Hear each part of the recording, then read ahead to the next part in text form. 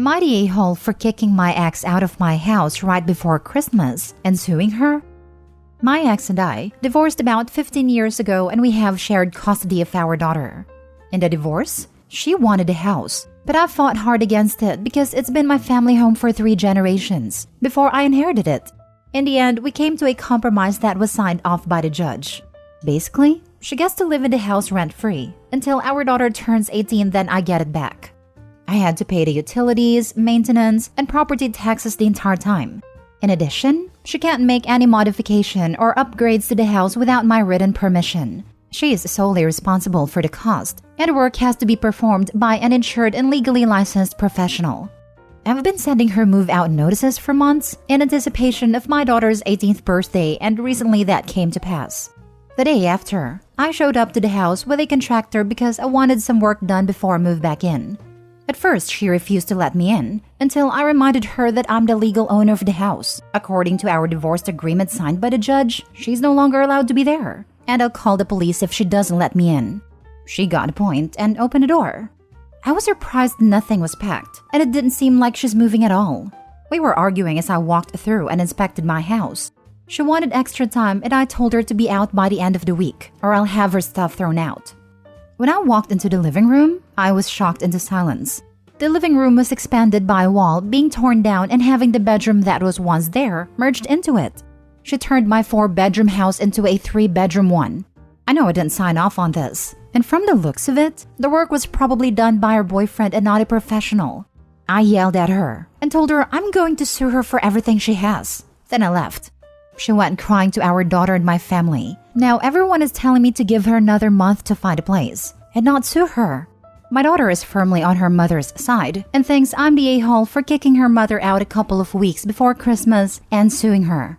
This is why I'm here. I think I'm right, and legally I am right, but my daughter's opinion of me matters to me. Am I the a-hole? Added to answer common questions. My daughter is a freshman in college, and I rent her an apartment near campus where she lives by herself. She has a room in my house, and I assume will have a room wherever her mother lives. 2, my ex fought for the house and had a chance of winning, even though we had shared custody because I make much more than her. I offered her to compromise, and she took it because her attorney told her it was a good deal, and there's an equal chance I could win, which would leave her without a house. 3, my relationship with my daughter is good. She didn't tell me about the renovation, because early on I told her I don't want to talk or hear anything about her mother, unless it's something that's affecting our daughter negatively. My ex was dead to me, and I wanted to spend time with my daughter building new memories. Now for the top comments. Not the a-hole. The rules for this arrangement could not be more clear. Let's not even talk about the removal of a wall. It can actually cause structural problems. I would get a structural engineering inspection on the entire property to make sure the lawsuit includes everything. And goddamn was the judge unfair. Why the heck is she allowed to live there in the house rent-free for 15 years? Why? Just because she gave birth to a kid she gets a home for free? Not the a-hole. Christmas is a day. She intentionally messed up the value of your house without your consent, against the judge's orders. Sue her. Not the a-hole. She has known for 15 years that when your daughter turned 18, she was to move. Her lack of planning is on her. It's absolutely ridiculous that she didn't have a plan to be out by the daughter's birthday. Exactly this. She didn't bother planning ahead because she thought Opie wouldn't go through with it because of their daughter. And now she's using the daughter to manipulate him and keep on living on his expense. Not the a-hole, Opie. You should talk to your daughter and explain your side of things, especially if your ex has been filling her head with lies or has been putting her against you. Because why would she hide or not mention the renovations otherwise? Maybe wait until after the holidays, but definitely sue her and kick her out. Next story. Would I be the a-hole if I, 27 female, didn't give my friend, 31 female, who's going through a divorce, the keys to my house while I'm on holiday? My friend Anna and I are co-workers and almost neighbors. She lives only 10 minutes away from me. For context, I moved where I am now living alone after I ran away from my horrible ex. It took me months to find an apartment, and I left when he wasn't home. Anna decided to divorce her husband. He's a nice guy, that's what she's saying, but she says they are too different. She started sleeping around and he doesn't know, before handing him the divorce papers. But as far as she is saying, they stopped talking weeks ago. They're still living together until March, but she obviously wants to move away ASAP. I asked her if he is acting okay towards her, if he's not hurting or harming her, and she said yes, but he is very hurt. Since I'm in my home country over the holidays and probably even longer, working remotely there, she hinted at my giving her a key to my flat so she can get away from him. She said she would pay anything to do that. To be fair, I don't want someone with a dog to live in my flat while I'm away and bring over guys to my bed. Anna's clean, reliable, and I would absolutely host her if her ex-husband became dangerous or while I'm not away, though I have one room. On the other hand, I wish I had someone to offer me their flat when I was desperately searching for one to get away from my ex, but I was new in the country and didn't know anyone. Would I be the a-hole? Not the a-hole. Your friend does not appear to need a safe space to get away from him. She just wants a place to bring her hookups to. The last thing you need is a bunch of people knowing where you live and showing up there looking for hookups from another woman. New fear unlocked.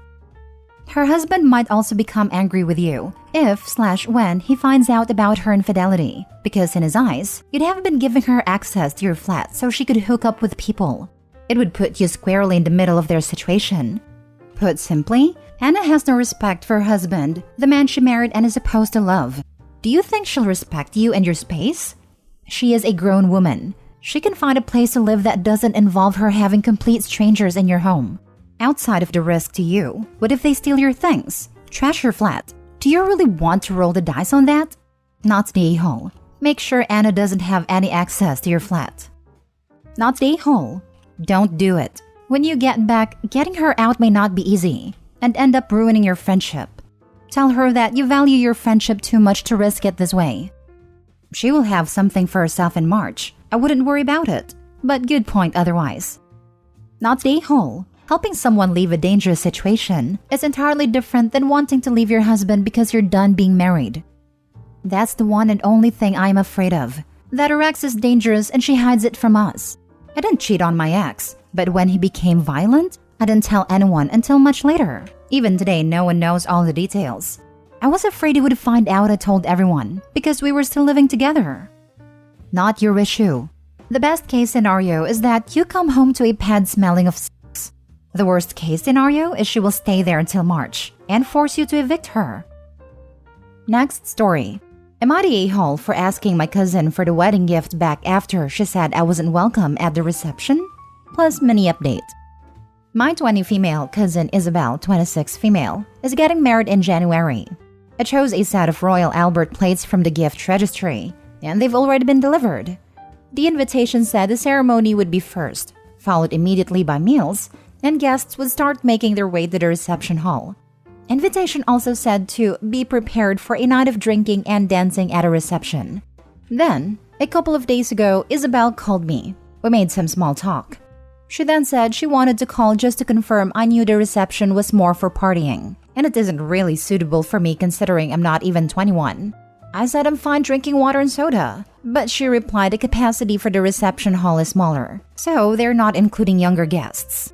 Mind you, this is a child-free wedding, so there aren't really any younger guests, and I get not wanting to have kids around for the reception. Isabel said I'm invited to the ceremony and dinner. I was confused and told her this is really weird. The invitation said ceremony and reception.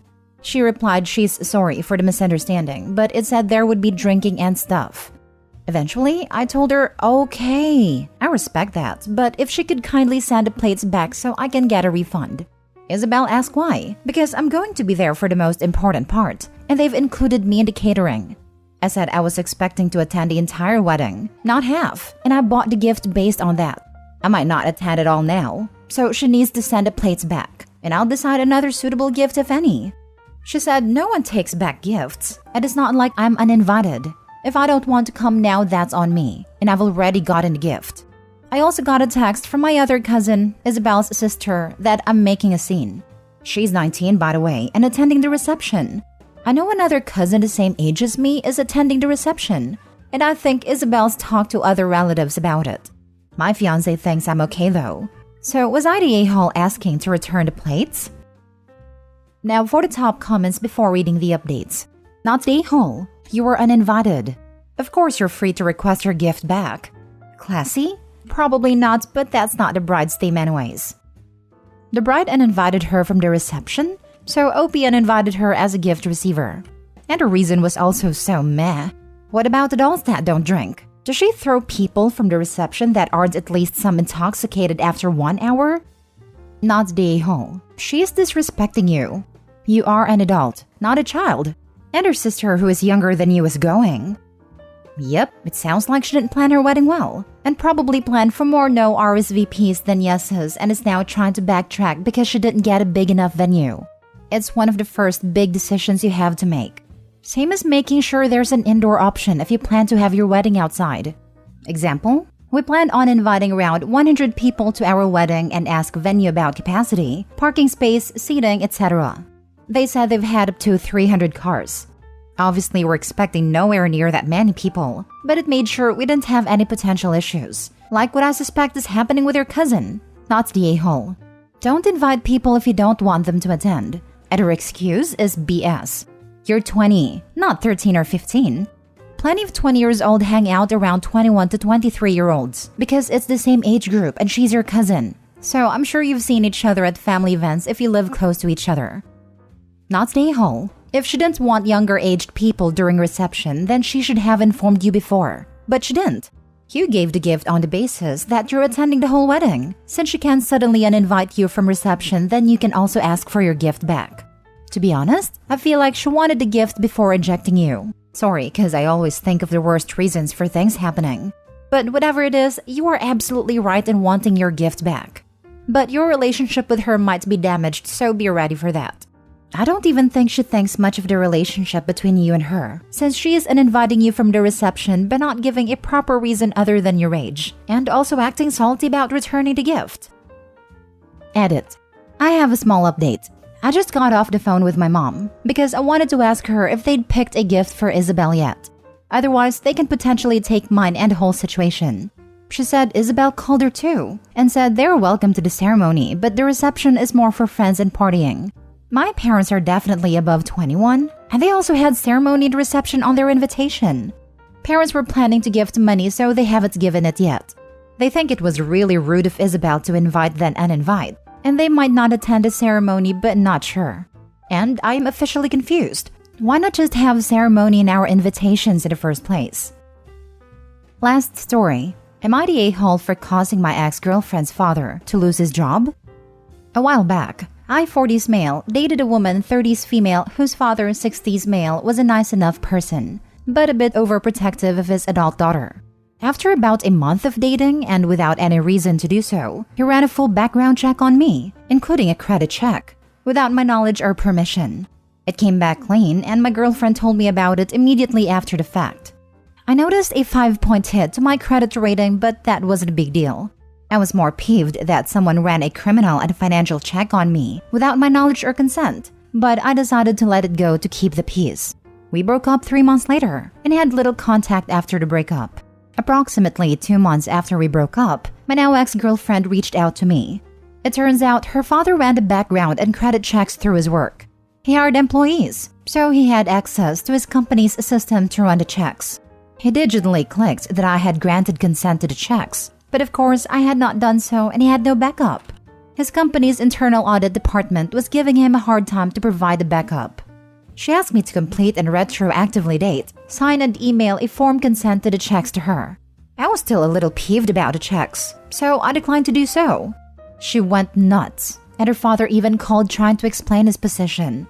He was much nicer about it than her, but I still declined. Ultimately, the internal auditor for my ex's father's company called to follow up and determine what happened, and I told the auditor the entire true story. And my ex's father lost his job. He was close to retirement, but I know I set him and his wife back a bit. She occasionally lashed out via text for a month after calling me an a-hole. It was a relatively minor inconvenience to my life, and it did cost him a lot. So I ask you, Reddit, am I the a-hole? Not the a-hole. He misused his position and got himself fired. Yeah, this is a huge breach of ethics and a massive liability issue for his company. I hope he may have been nice enough to just tell the internal auditors the truth, but he would have been well within his rights to pursue legal action over this. He deserved to be fired for violating people's privacy just because he felt like it. The vast majority of people don't have access to these types of systems, and they still have romantic relationships without needing to background check people. Overprotective is one thing, but this is another matter entirely. OP, if you're feeling guilty over this, think about the fact that if he hadn't gotten caught, he probably would have kept doing the same thing to other people.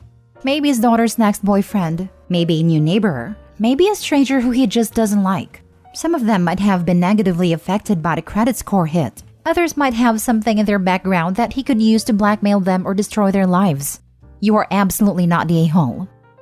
Also, now that her father has been fired, he can be a cautionary tale for his former co-workers who might be considering doing the same thing. Whereas if he got away with it, he'd be an example of being able to get away with it, which would only encourage co-workers to do the same thing.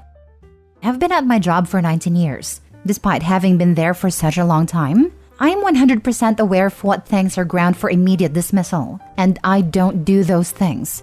In fact, we take yearly training on things like protect people's personal identifying information. There's no way that Dad didn't know. He got himself fired for looking up someone's PII without their consent. There was even a checkbox he had to check that said he was doing it with consent. He did it to himself. Why he thought it was worth risking his retirement over? Well, now he'll have plenty of time to think about that. For crying out loud, criminal records are public. If he was concerned about that, he could have paid $20 to look those up online, on his personal machine, and not gotten in any trouble at all. Dad lost his job in retirement because he couldn't spend $20 of his own money on something that wasn't his damn business anyway. OP is the victim, not the dad. Dad fooled around and found out, not the a-hole.